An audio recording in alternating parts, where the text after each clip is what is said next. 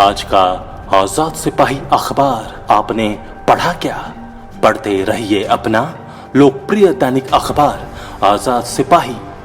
नमस्कार, आप देख रहे हैं आजाद सिपाही और मैं हूं आपके साथ अमित दत्ता। आज हम झारखंड के पूर्व मद्य निषेध मंत्री सह तत्कालीन विधायक तमाड़ विधानसभा गोपाल कृष्ण पात्र उर्फ राजा पीटर की पत्नी आरती देवी के साथ अब जुड़ेंगे और उनसे बात करेंगे। आज आरती देवी एक समस्या को लेकर सामने आई हैं और वो समस्या क्या है, हम सीधे उनसे जुड़ेंगे। मैं राजा पीटर की वाइफ आरती कुमारी हूँ।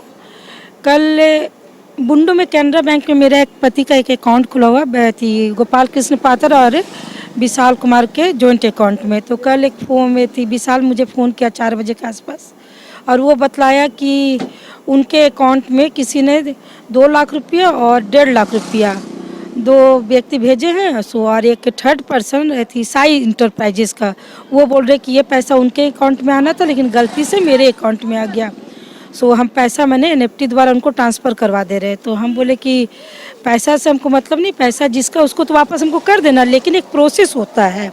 क्योंकि कुछ दिन पहले मेरा बुंडू आवास में चोरी हुआ था, जिसमें मेरा पूरा बैंक अकाउंट का पेपर, ज़मीन का पेपर, चुनाव से संबंधित पेपर सब चोरी हुआ था। और वहीं से हमको लग रहा था कि कुछ राजनीतिक इसमें षड्यंत्र जरूर है।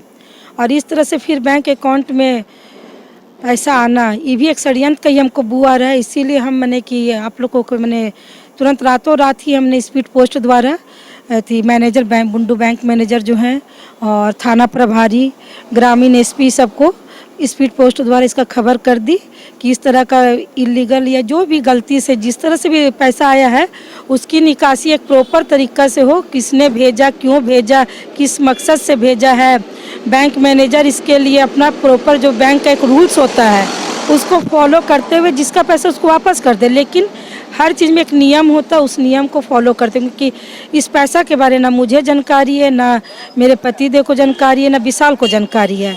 इसलिए किस तरह से आया और किसका पैसा किसके पास जाना चाहिए, बैंक का कुछ नियम होगा, उस नियम को फॉलो करते हुए हम चाह रहे कि जिसका भी पैसा वापस जाए लेकिन तरीका लीगल होना चाहिए। ये पैसे की मांग को लेकर कौन संपर्क किया आपसे? जी, विशाल को फ़ोन किया गया था, बैंक मैनेजर का शायद फ़ोन आया था, बैंक से खबर मिली थी कि इस तरह का पैसा आया। और ये थी साई इंटरप्राइजेस का किसी अंजना सिन्हा करके कोई है जो एक आवेदन दिए हैं कि ये पैसा उनका है, गलती से मेरे थी अकाउंट में आ गया है। लेकिन मेरा ये कहना है कि देने वाले 2 व्यक्ति अलग अलग, एक बॉम्बे से भेज रहा है कि दिल्ली थी जमशेदपुर से भेज रहा है और मांगने वाले थर्ड पर्सन है। तो मुझे ये चीज़ का प्रोसेस समझ में नहीं आया, इसलिए मैं तत्काल बोली कि इस प्रोसेस को रोक दिया जाए और जिन्होंने पैसा भेजा है वो अपना बैंक मैनेजर को एक एप्लीकेशन दे कि भाई इस तरह का गलती से हुआ है। फिर बैंक मैनेजर हमको एक लिखित दे कि इस तरह से गलती से ट्रांजैक्शन पैसा आया है, उसको वापस करना है। मैं पैसा से मुझे कोई मतलब, मुझे वापस ही करना है। लेकिन एक प्रोसेस जो फॉलो किया जाता है वो चीज़ ड्यू प्रोसेस से काम होना चाहिए।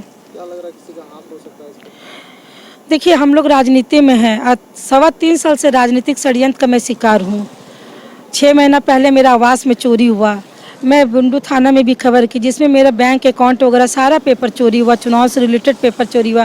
फिर देखिए 6 महीना के अंदर इस तरह का प्रोसेस फिर हो गया कि बैंक अकाउंट में कौन कौन कहाँ से पैसा भेज रहा, थर्ड आदमी पैसा निकालने का कोशिश कर रहा है। तो कहीं ना कहीं इसमें राजनीतिक षड्यंत्र है। तो जो चोरी में जो शामिल हुए थे उसका कुछ पता चला कि आपने एफआईआर भी किया था उसको लेकर? जी, मैं एफआईआर की थी और 2-3 बार थाना प्रभारी से बात भी मैं की हूँ, लेकिन अभी तक किसी तरह का कोई जानकारी नहीं मिला है। पुलिस अपना काम कर रही है, उन्हें जब भी सफलता मिलेगी तो निश्चित वो मुझे खबर करेंगे।